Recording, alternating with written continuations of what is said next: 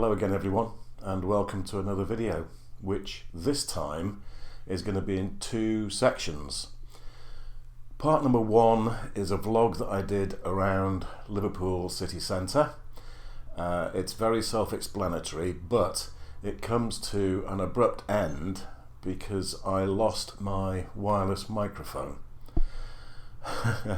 So I had to terminate it rather sooner than I wanted to, sadly. But the second part revolves around something which I would like your opinions on. During the course of the video, during the course of the vlog, you will see two images that have been deliberately manipulated by me. Now, I'm not going to say which ones they are, but at the end I'm going to have a discussion with you and get your opinions as to what you think about the potential to mislead people with your photography. So without any further ado, let's cut to the vlog and I'll speak to you in a little while. Well, hello again. This time I'm in Liverpool city centre, really the financial district, I guess you'd say. And I've come out to photograph one of our old mainline railway stations. Now, Liverpool has three, or had three, I should say. We have Lime Street Station, which is probably our most famous one. And then we had Central. And then our third and final station was Liverpool Exchange, which is over the road right there. Bit of a checkered history, I'm afraid. It's no longer a railway station, due really to two occurrences. First, during the Second World War, it was bombed and two bombs exploded. One actually demolished the viaduct which allowed for access to this wonderful station behind me, and the other one actually landed on top of the platform roofs behind the main concourse. So those two things really rendered it inoperative. And then, of course, in the 1960s came the very famous beaching cuts, and that really spelt the end for Liverpool Exchange Station.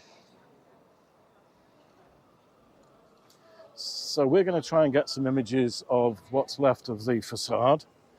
It has been repurposed into a modern office block. So we're just going to take some stills around and about here, and then we're also going to see what other interesting, if not weird, images I can concoct.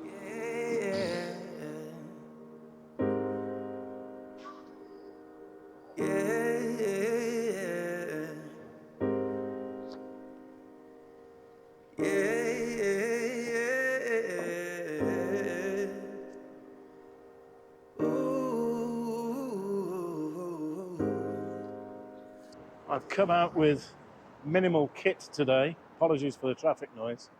I've come out with just the little GF-1, the standard version, not the infrared, and with one lens. That's the 14mm 2.5 pancake lens from Lumix. So we're going to see what we can get with just this combination.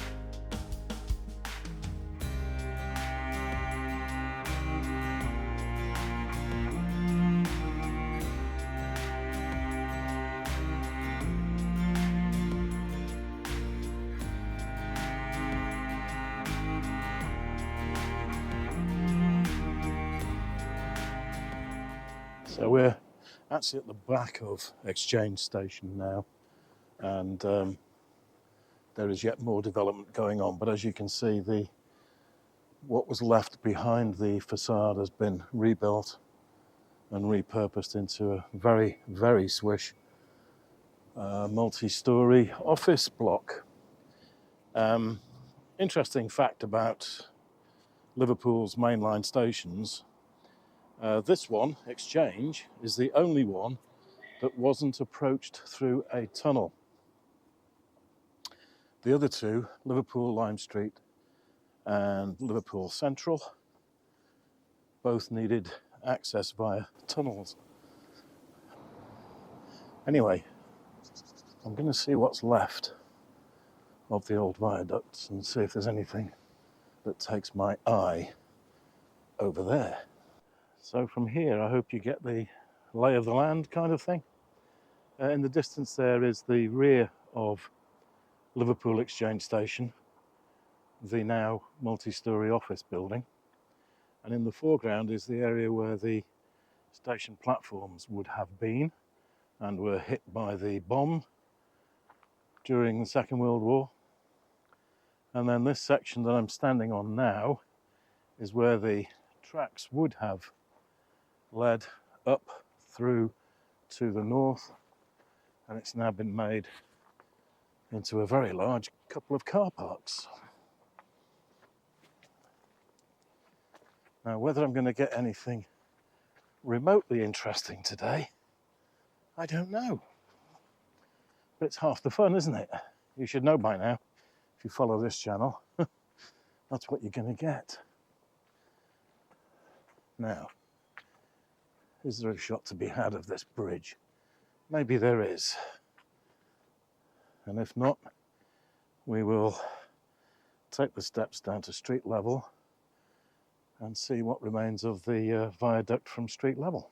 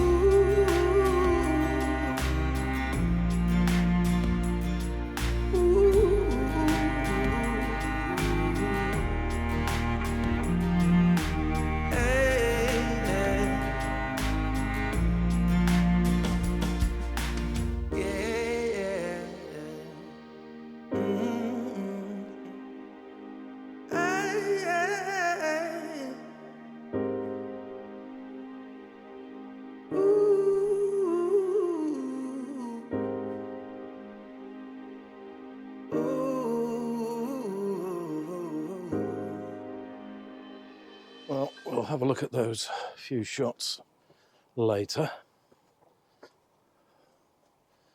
But right now,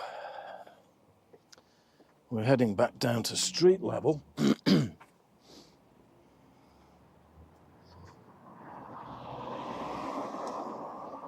And the remaining arches that are underneath the old viaduct.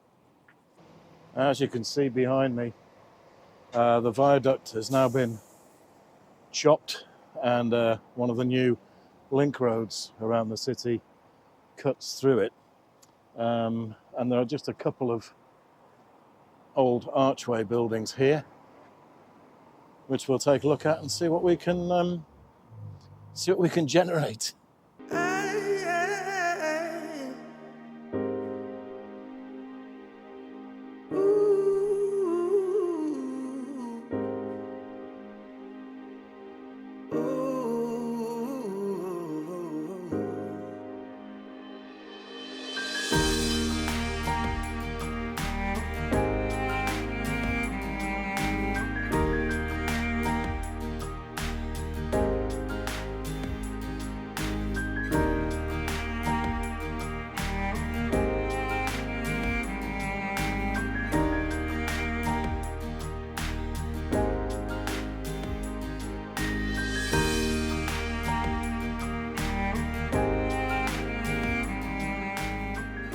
I'm hoping you can see from here the two viaducts that would have led away from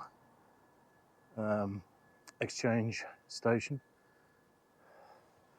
This one over here, quite clearly you can see the end of it, and the left-hand one, parts of that are still in use with the Merseyrail line out to the north end of Liverpool from Liverpool Central Station. I've actually hired one of these blimmin' e-bike things. Thought it was a better idea than the scooters. You see too many kids causing accidents on the scooters, but my goodness me, this thing's heavy. Anyway, we'll give it a go.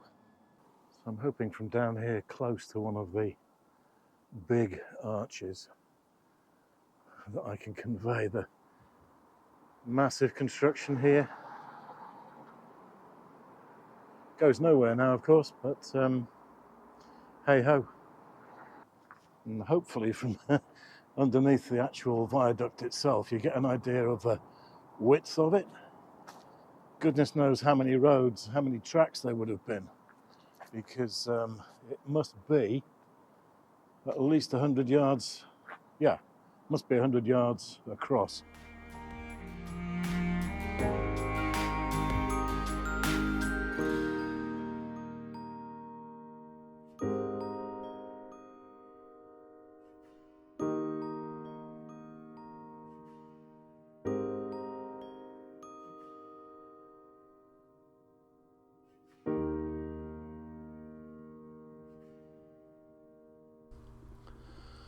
Well, there you are. Apologies for it being cut rather short.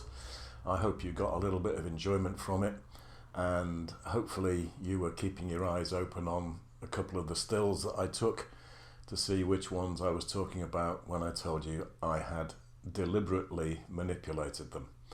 Now, one was pretty obvious, and that is this particular shot of the bicycle security racks with some graffiti painted on the wall behind them. This one I deliberately did because I quite liked getting a low angle and separating the background from the central section of graffiti with the coloured face, and then I solarized it. So that was pretty obvious what I'd done there.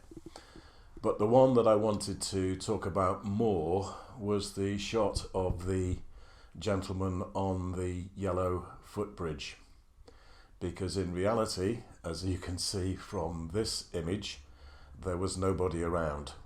I waited there for about 15 minutes hoping for someone to appear in the car park. Nobody showed up. So I then went back to Liverpool city centre, stood outside Lime Street station and just grabbed a few different images of people walking towards me, and rightly or wrongly I picked this guy out.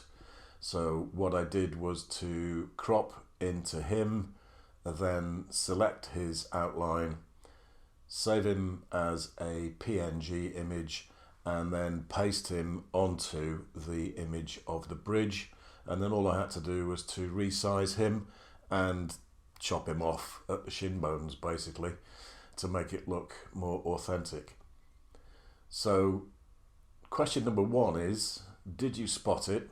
There is a clue, but it takes an eagle-eyed viewer to spot it, and that is the fact that the sunlight hitting the gentleman is coming from a slightly different angle to the sunlight that's hitting the bridge. So there is a giveaway there. Let me know if you spot it, and let me know what you think about my intention, because that was deliberately trying to improve a photograph and not telling the viewer about it. Well, not until now anyway. Let me know what you think. The other image was obvious to anybody looking at the finished article that it had been manipulated and played around with. Now in this day, I should say, of artificial intelligence, there's an awful lot of deep fakes going around, politicians and the like, pop stars, you name it. This is on a much, much lower scale, but I want to get your feedback on it. Do you think I did the right thing by including that guy in the bridge? Let me know what you think.